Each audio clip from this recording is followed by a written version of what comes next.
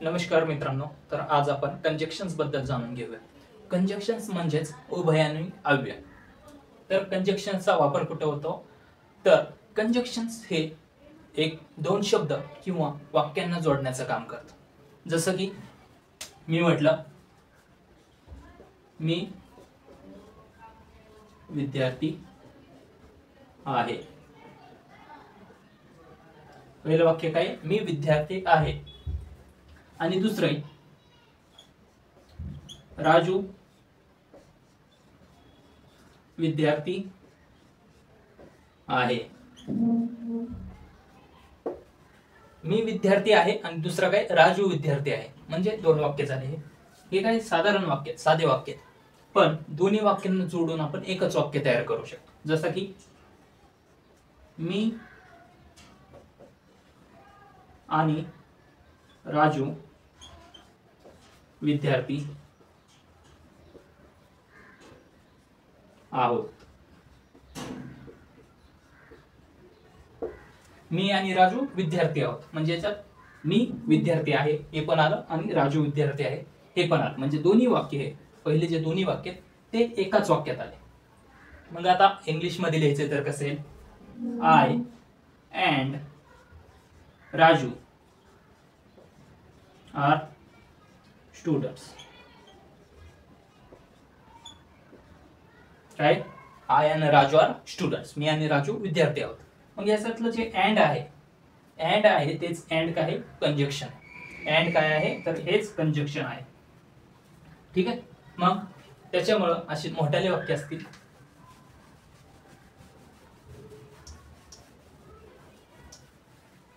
तर अशी मोठाले वाक्य असतील तर त्यांना हे जोडण्यासाठी जे वापरले जातात अशी छोटी छोटी वाक्य, त्यांची मोठं वाक्य बनवायचं असेल किंवा दोन शब्दांना जोडायचं असेल. आता आपण जे पाहिलं त्याच्यात दोन शब्द होते, मी आणि राजू. मला आणि राजूला जोडायचं होतं, मग त्याच्यासाठी मी अँड हा शब्द वापरला. तसं दोन वाक्य असतील तर त्यांना पण जोडण्याचं काम कंजक्शन्स करतं. मग आपल्याला कंजक्शन्स बद्दल जाणून घेणं फार महत्वाचं आहे, कारण हे आपल्याला एक्झाम मध्ये वगैरे विचारलं जातं. ठीक आहे. मग आपण कंजक्शन्स बद्दल आता जाणून घेऊया. तर सर्वात महत्वाचं म्हणजे कंजक्शन्सचे दोन प्रकार पडतात. कंजक्शनचे काय करतात? दोन प्रकार पडतात. पहिलं पडतं क्वाड्रेटिंग.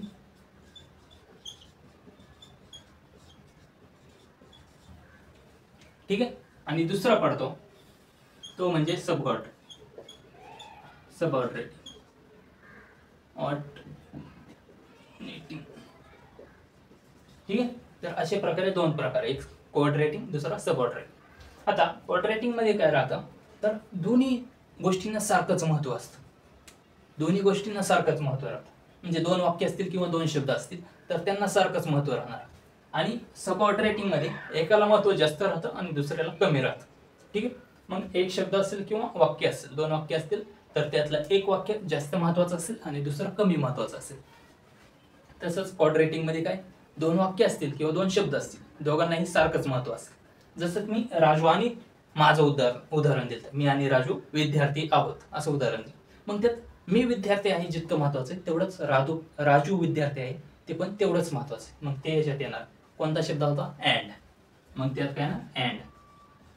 पहिलं उदाहरण काय झालं? अँडचं झालं, कारण ते दोघांना सारखंच महत्व आहे. तसंच बट, नंतर ह्याच्यात ओनली, सो, ठीक आहे. नंतर देअरफॉर, एट आणि जास्त प्रश्न विचारले जाणारे दोन वाक्य ते म्हणजे नेदर, नॉर आणि एदर, ऑर. ठीक आहे. तर हे दोघांबद्दल जास्त प्रमाणात बोललं जातं. तर याच्यात एवढे क्वाड्रेटिंग येतात जे की सर्वात महत्वाचे. आणखी एक राहतात ते म्हणजे ॲज. ठीक आहे. ॲज वेल ॲज, हे पण याच्यात राहतं. तर हे काय महत्वाचे क्वाड्रेटिंग कंजक्शन्स आहेत. तर यांच्यामध्ये हे सारखे सांगायचे असतील, दोन्ही वाक्यांना किंवा शब्दांना सारखं महत्व द्यायचं असतं तर मग यांचा वापर केला जातो. तसंच सबऑर्डिनेटिंग मध्ये एकाला जास्त महत्व आणि एकाला कमी, आपण जसं की बोललो. मग त्याच्यामध्ये वाईल काय येते? याच्यात वाईल बिकॉज, नंतर WH वर्ड येतात. WH वर्ड म्हणजे क्वेश्चन विचारण्यासाठी नसले तरी पण त्या ज्याच्यात WH वर्ड आहे ते, जसे की which, when, where, when, असे काही जे WH वर्ड आहेत कॉमनली ते पण सबऑर्डिनेटिंग मध्येच येतात. ठीक आहे. पुढं till, before, as soon as, आणि पुढचे जे महत्वाचे आहेत ते म्हणजे दो आणि दुसरा अल्दो. तर हे काही महत्वाचे आहेत जे की आपण सबऑर्डिनेटिंग मध्ये वापर करतो. ठीक आहे.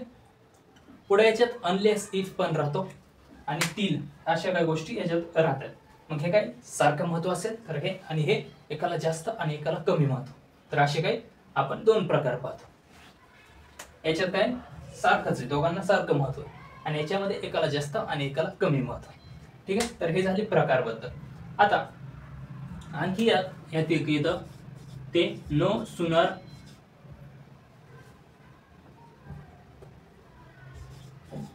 दॅन. ठीक आहे. हे पण याच्यामध्येच येतं. आणि दुसरं आणखी एक राहतं हार्डली वेन वाला. कोणतं? हार्डली आणि वेन.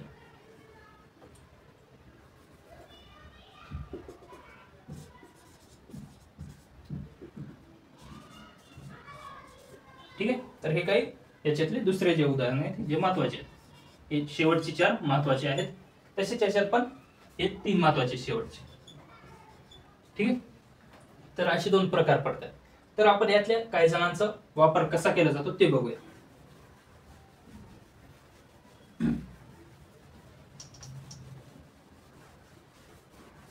आपण ज्याला मराठीमध्ये संयुक्त वाक्य किंवा मिश्र वाक्य पण म्हणतो. ठीक आहे.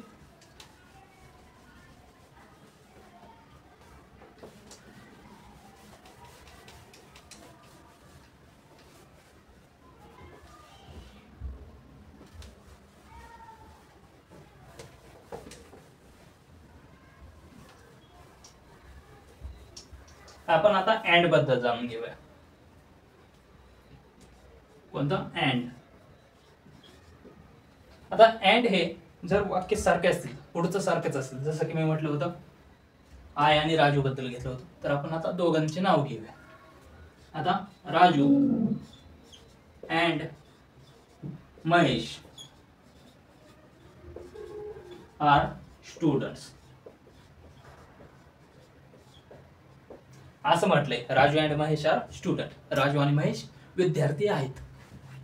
आता याच्यात दोघं पण विद्यार्थी म्हणून असं आलं, पण एक जण विद्यार्थी आणि दुसरा शिक्षक असेल तर इथं 2 शब्दांना जोडण्याऐवजी 2 वाक्याला जोडावं लागेल. ठीक आहे. मी काय म्हटलं की जर इथं 2 शब्द आहेत, 2 शब्दांना जोडले यांना, कारण दोघं पण विद्यार्थी आहेत. ठीक आहे. पण जर हे एक जण विद्यार्थी आणि एक जण शिक्षक आहे, मग वेगवेगळे झाले, मग या दोघांना जोडण्यासाठी आपल्याला अँडचा वापर करावा लागेल. पण त्यावेळेस आपल्याला वाक्य जोडावं लागेल. कसं? तर राजू is a student.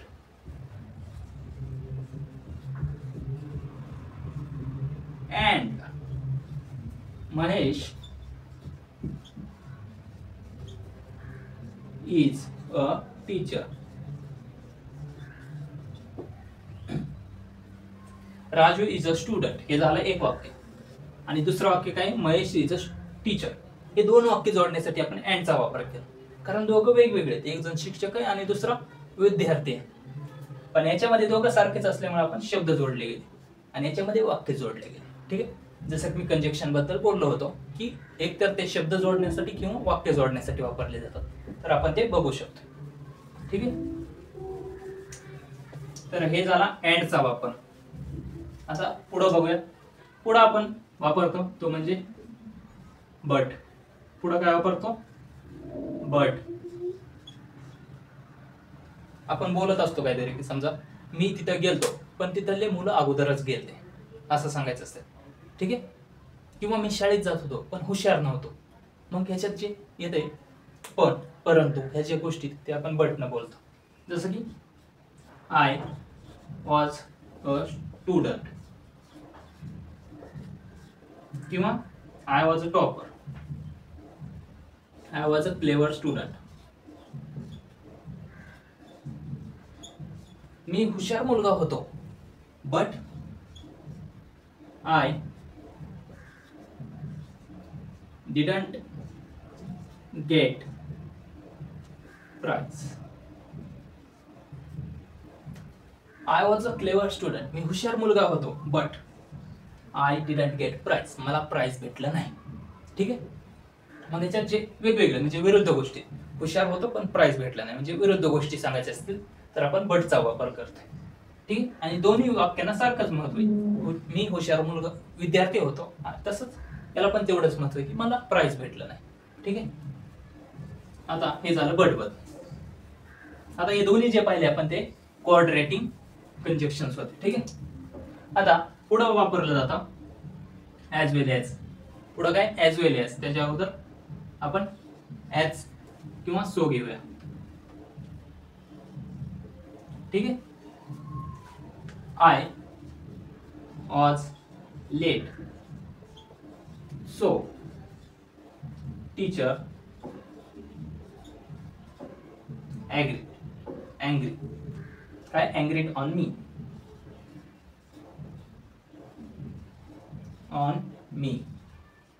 मला उशीर झाला म्हणून शिक्षक माझ्यावर रागावले. ठीक आहे. तर हे झालं सोबत. तसंच आपण पुढे देअर फॉर पण घेऊ शकतो. आता देअर फॉरचं पण कारण सांगण्यासाठी वापर, जसं सोचा केला तसंच देअर फॉरचं.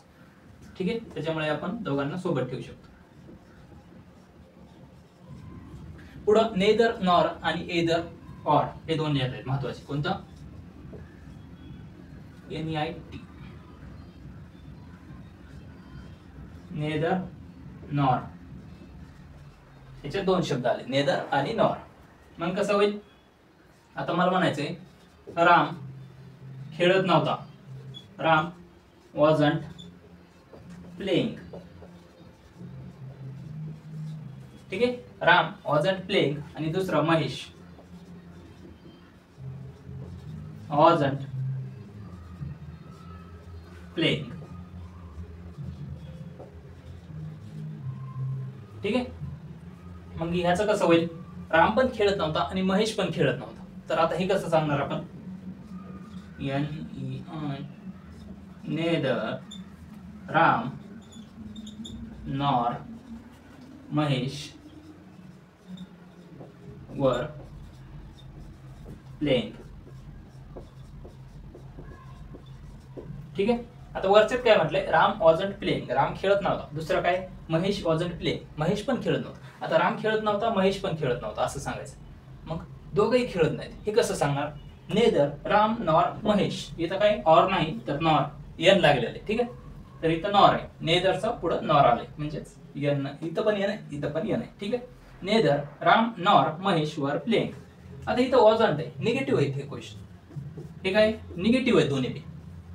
मग याच्यात निगेटिव्ह का नाही आलं? वर का झालंय? वॉजचं वर झालं कारण एक क्वेश्चनचं अनेक क्वेश्चन झालं, ते ठीक आहे.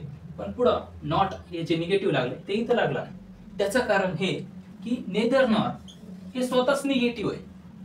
हा शब्द जे शब्द आहेत हे स्वतःच निगेटिव्ह आहेत, त्याच्यामुळे पुढे आणखी निगेटिव्ह लावण्याची गरज नाही. ठीक आहे. तर त्याच्यामुळे आपण वॉजंटचं वर न करता आपण वर केलं. ठीक आहे. कारण हे स्वतः निगेटिव्ह असल्यामुळे ती पुढं गरज पडत नाही. तर इथं काय म्हटलंय? Neither Ram nor Mahesh were playing. Ram आणि महेश दोघेही खेळत नव्हते, रामही खेळत नव्हता आणि महेशही खेळत नव्हता. ठीक आहे. किंवा दुसरं म्हणायचं राम विद्यार्थी नाही, तसंच महेश विद्यार्थी नाही. मग काय होईल?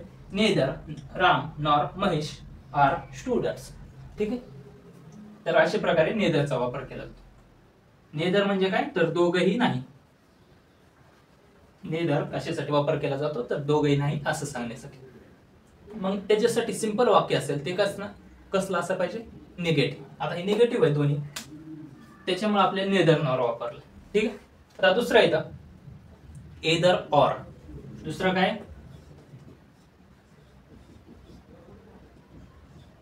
एदर ऑर म्हणजे दोन्ही पैकी एक असेल तर. आता हे जसं होतं दोन्ही पैकी कोणतंच नाही, तसं एक राहते, ते म्हणजे दोन्ही पैकी एक.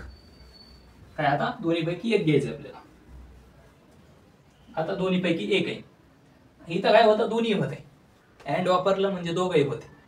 इथं नेदर नॉर म्हणजे दोन्ही पण नाही, आणि इथं काय दोन्हीपैकी एक म्हणजे तिन्ही पण सिच्युएशन झाले. एक तर दोघं बी असं पाहिजे, दोघाबद्दल बोलायचं असेल तर अँड वापरलं. याच्याबद्दल एकाबद्दल बोलायचंय तर आपण एदर वापरतोय. दोघाबद्दलही बोलत नाहीत म्हणजे दोघंही निगेटिव्ह आहेत, मग तेव्हा नेदर नॉर. आणि आणखी एक अँड सारखंच ॲज वेल ॲज हे पण राहतं, ते बघूया आपण नंतर. तर आता एदर बद्दल बघूया.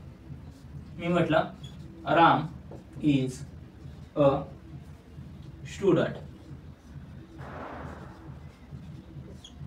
राम विद्यार्थी आहे.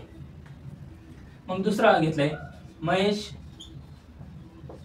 Is a student.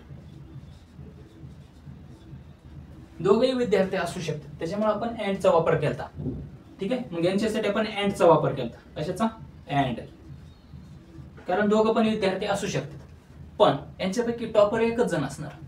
आता विद्यार्थी तर दोघं पण आहेत, पण आता जे प्राइज भेटणार आहे दोघांपैकी एकाला भेटणार आहे, कारण कोणाला तरी पहिला नंबर आला असता. ठीक आहे, मग काय होणार? Topper. Ram is a topper student, आणि हे Mahesh is a topper.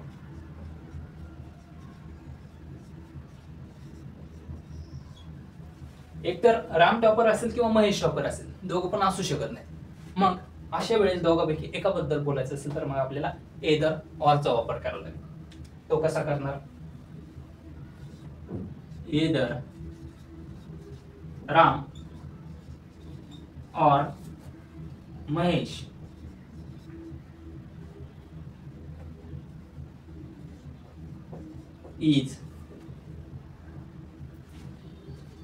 is a topper student.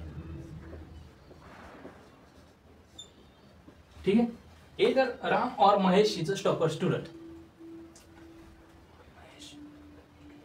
ठीक आहे, तर अशा प्रकारे वापर केला जातो. याच्यामध्ये दोघांपैकी एक जण, दोघंही नाही देणार. एक तर दोघं बी नाहीत आणि दोघंही नाही असं बी नाही, म्हणजे दोघांपैकी एक जण आहे. ठीक आहे, दोघांपैकी एक. राम टॉपर असेल नाही तर महेश असेल. राम टॉपर असेल तर महेश नसेल, महेश असेल तर राम नसेल. ठीक आहे, मग हे झाला एदर ऑरचा वापर. आता अशी परीक्षा आहे की ज्याच्यामध्ये सारखे गुण मिळू शकतात. आता हे काय होतं, आपण बोललो ते एदर ऑरचं, त्याच्यात रँकिंग द्यायची होती समजा आपल्याला. पहिला आला, दुसरा आला, तिसरा आला. ठीक आहे, पण आपल्याला आता मार्कावर मोजायचे की सारखे मार्क असू शकतात, दोन मुलांना सारखे मार्क असू शकतात. मग ती कंडिशन कशी होईल? As well as. मग Ram is a topper student, Mahesh is a topper student. ठीक आहे, मग आपण त्याच्याऐवजी बदल करूया ह्याच्यात. राम गॉट 95% आणि महेश गॉट 95%. ठीक आहे, रामला पण 95% भेटले आणि महेशला पण भेटले. मग काय होईल? Ram as well as Mahesh got 95%. Ram as well as Ram आणि महेश दोघांनाही 95% भेटले. ठीक आहे, तर अशा वेळेस हे काही दोघांसाठी बोलायचं असेल तर दोघांसाठी वापर केला. एदर असेल तर एकट्याबद्दल, दोघांपैकी एक जण कोणीही, आणि नेदर दोघंही नाही. ठीक आहे, तर अशा प्रकारे वापर केला जातो त्याचा. आणि याच्यात हे सारखं आहे, मग त्याच्यामुळं ही गोष्ट सारखी असल्यामुळं ती पुढे आली. काही व्याकरणाच्या गोष्टी बदलत असतील तर बदलतील. जसं की आपण पहिलं वॉज वापरलं होतं, त्याचं वर होईल, कारण इथं सिंपल वाक्य ते एकट्याबद्दल. पण जे कॉम्प्लेक्स वाक्य तयार होते किंवा कंपाऊंड तयार होते ते कसं आहे तर दोघांबद्दल. ते काय दोघांबद्दल आहे, मग ते वॉज ऐवजी वर वापरावं लागेल, इज ऐवजी आर वापरावं लागेल, स्टुडंट ऐवजी स्टुडंट्स वापरावं लागेल. ठीक आहे, तर एक वचनचं अनेक वचन होणार ते. मग अशा गोष्टी बदलतात. किंवा डज बद्दल असं डज लिहिलेलं असेल तर त्याचं डू होईल. याच्या गोष्टी आहेत. समजा हॅज लिहिलेलं असेल तर त्याचं हॅव होणार. ह्या ज्या व्याकरणच्या गोष्टी त्या बदलतील. पण ह्याच्यात आपण सिंपल पास्ट पाहतो. आता यात जे दिलेले ते सिंपल पास्ट वाक्य की राम गॉट 95%, म्हणजे रामला 95% भेटले. हे सिंपल पास्ट मध्ये आणि सिंपल पास्ट मध्ये किती येतं, एक जण आहे, दोघ जण आहे, म्हणजेच एक वचन आणि अनेक वचन दोघांसाठी पण वर्बचा सेकंड फॉर्म लागतो. त्याच्यामुळे त्यात बदल झाला नाही. मात्र पहिले जे वाक्य बघितले होते त्याच्यामध्ये बदल झाला. जसं की Ram and Mahesh are student म्हटलं होतं आणि राम इज अ स्टुडंट म्हटलं होतं. तर ह्या व्याकरणाच्या गोष्टी बदलतात आणि बाकीचं सारखंच राहत नाही. तर जो सेम पार्ट आहे तो सारखाच राहील. ठीक आहे. आणि हे जे आहे तर ते सगळ्यांसाठी लागू होतं.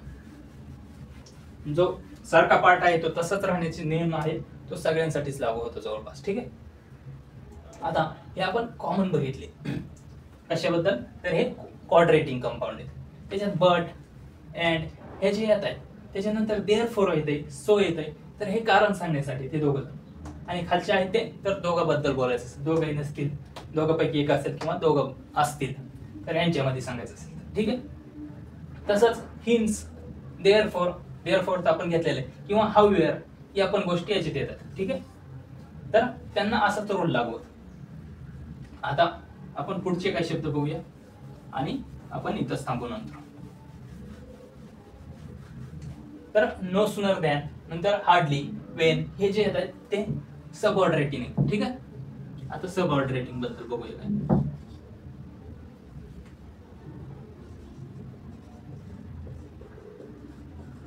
आता while,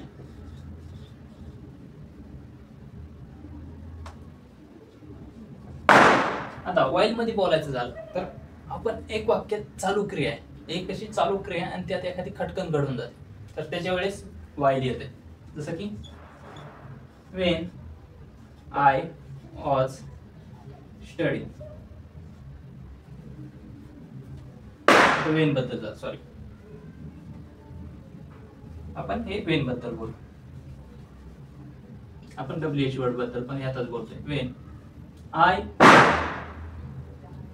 I was studying, when he entered class. I was studying when he entered class. मी अभ्यास करत होतो जेव्हा तो क्लासमध्ये आला. तर हे काय कंटिन्युअस टेन्स आहे आणि हा काय सिंपल आहे, सिंपल पास्ट. आणि हा कंटिन्युअस पास्ट कंटिन्युअस आहे हा. ठीक आहे. कंटिन्युअस टेन्स मध्ये एक क्रिया घडून गेली, ही मोठी प्रक्रिया आहे, जास्त वेळ चाललेली, आणि त्याच्यात खटकन एक छोटीशी क्रिया घडून गेली. म्हणजे वर्गात आला, हा अभ्यास करत होता, मी अभ्यास करत होतो, बराच वेळ झाला आणि पुढेही करा. ठीक आहे. पण ही इंटर्ड क्लास, तो क्लासमध्ये आला, म्हणजेच तो आला, लगेच आला, थोडीच क्रिया घडली. तर मोठी क्रिया आणि नंतर छोटी क्रिया असं सांगितलं. ठीक आहे. तर हे वेन साठी वापरलं जातं. ठीक आहे.